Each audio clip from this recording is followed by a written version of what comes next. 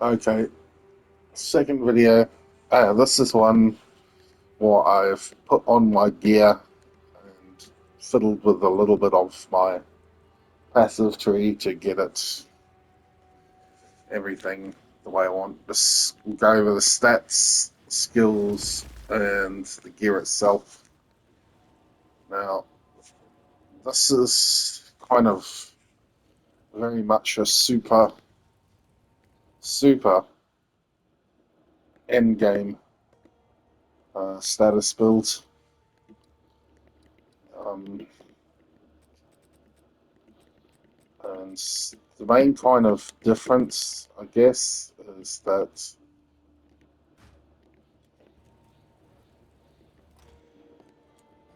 early on, you're probably going to be full energy shield, but yeah, you'll probably be using something like this early on, which just gives you a big chunky energy shield in the spirit roll. And or just energy shield itself if you can find one without armor with a higher spirit roll as well. And you'll notice if I equip this, my energy shield goes up to close to 7,000, and I could get a few more nodes quite easily to get that. So I've got not missing these two nodes. Um, could spec out of something else to get some more energy shield if I wanted to stack strictly energy shield. But what I've done is I switched over to a different piece and gone a little bit more of a balance setup with evasion. So first of all, let's have a look at these character stats. So the stats here, instead of a 7,000 energy shield and no evasion, I've gone for just over 5,000, and so you see the evasion there, and a good chunk of armor and block as well. So the defensive layers are very robust. Um, Obviously, you need to cap your resistances. Now, this balancing act here is quite the tricky one because we need a total of 205 strength, 139 int, and 112 strength to meet all our gear and skills. You see the skills has got the red exclamation button, but once I actually switch over to my crossbow, see the exclamation button goes away because the crossbow itself has a strength roll on it. So as soon as I equip the crossbow, I meet the strength requirement to use the crossbow gems. So that's how it works. Um, Gear itself, got for the crossbow here. Um, as you can see, super in-game sort of stats on it. Uh, Steer again, kind of a little bit of a ridiculous spear there. The leech on as mana is really helpful to do a sustain ring. Uh, a big chunky roll of cold damage, accuracy rating, strength to meet attribute requirements, and yeah, again, um, the helmet here uh, is amazing. Um, what's the spirit corruption roll is very important for the way I have my stuff set up to get as much spirit as possible. Amulets would be better. That lightning resistance and that life regeneration is not great, but the high spirit roll is is nice. This is the slot which I can get the most upgrade out of if I can find a currency to get an upgrade. Um, Patient barrier is a very juicy source of energy shield, and again that big role of increased maximum energy shield. Ideally, I'd like to find one with the same amount of increased evasion, and rather than an intelligence lapis amulet, I'd like a solar amulet as the base to get a double spirit roll. Leechicide is absolutely cracked with the accuracy rating being doubled. So much extra damage. Boots movement speed is the big one you want here, and then resistances and energy shields. If you can find one thing that would be a really good thing to run with this build would be actually if you can find a hybrid um, energy shield evasion boots with really high base energy shield and evasion would be very good. Belts, uh, resistances, and a corruption to meet attribute requirements. And gloves, normally early on I'd use pure energy shield gloves, but these pure evasion gloves are just like the amount of evasion they've got on it with the accuracy rating, and they're cracked. And with the Stalking Panther doubling the only thing that it's the Stalking Panther's not hitting at the moment is our boots, which is why I say a hybrid would be quote unquote better. But it's always already letting us meet 70% evasion, which is very nice.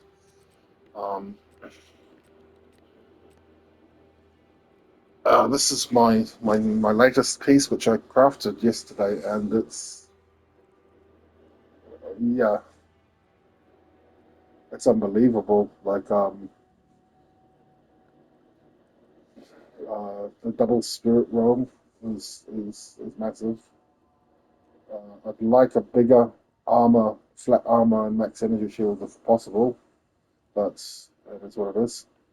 Um, Ideally, I'd like to do evasion instead of armor, but the Conjurer Mental is the only one with the implicit spirit, which you can double up the spirit with.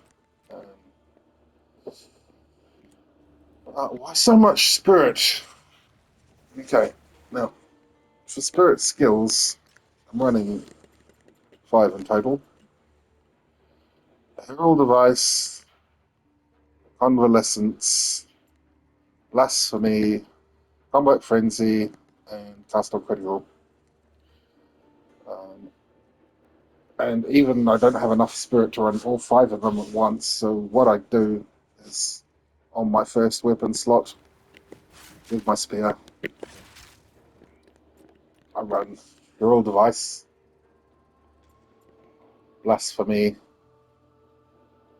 Combat Frenzy, and Cast on Critical. And on my single target, which is a crossbow, I drop Herald Device and I put in Convalescence, because Herald Device is for packs and second slot is for single targets. I don't strictly need Herald Device. Convalescence lets you recharge your energy shield at any time. Combat Frenzy is for maintaining infusion. Cast on Critical is to cast Sniper's Mark. And Blasphemy is like my latest kind of tweak to this build. And what I do with Blasphemy is because I'm running the Call of the Brotherhood, so all my lightning damage is cold damage, so it's a cold build instead of a lightning build. That allows me to get frenzy charges much easier than with a lightning build, because with a lightning build, you don't get frenzy charges from shock, you get it from electrocute, so it's a bit harder to trigger. It forces you almost to use Katoko's current for the gloves, or put in electrocute, or what's the other one? Um, Neuro something, Neural Overload into your support gems. Um, but basically, all my damage is cold, getting these the freeze build up nodes, and I've got on my jewels a lot of things like freeze build up that allows me to use with the crossbow for single target, which I can use glacial bolts, which combos really nicely with storm lance, because storm lance blows up those crystals and does extra damage. For the setup for blasphemy is um, blasphemy. I've put hypothermia, which is going to reduce enemies' cold resistance, and then heightened curse and hex bloom to curse everything around me, basically.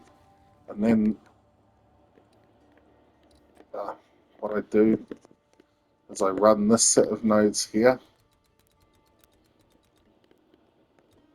and what this does, zone of control, it increases the curse magnitude, and any enemies I curse with blasphemy also get 15% reduced movement speed. So it makes enemies, as soon as they come close to me, they get their cold resistance dropped, and they also get penalized for the movement speed. So it helps a lot with enemies that try to swarm you. I see I've these green points and the red points. Like the red points are only affecting the spear, and the green points are only affecting the crossbow. It allows you to spread out like these spear nodes. Obviously, you don't need them on the crossbow, so they're only affecting the spear. And then stuff like the more heavy freeze build-up nodes I put just on the crossbow in order to, once I switch with to my crossbow, all that extra freeze build-up is hitting the boss, so it really kind of melts him down very quickly. But that's kind of the setup. Uh, and I'll look over the skills. So, Lightning Spear is like the only skill. The single target rotation is literally Barrage, Lightning Spear. That's it. And so that the AoE rotation is Barrage, Lightning Spear. That's it. And the single target rotation is Storm Lance, Barrage, then Glacial Bolt. All the rest are auto cast. Convalescence is to restore energy shield. That's about it. I'll do one more video of me running a couple of maps just to show you how ridiculously tanky it is, and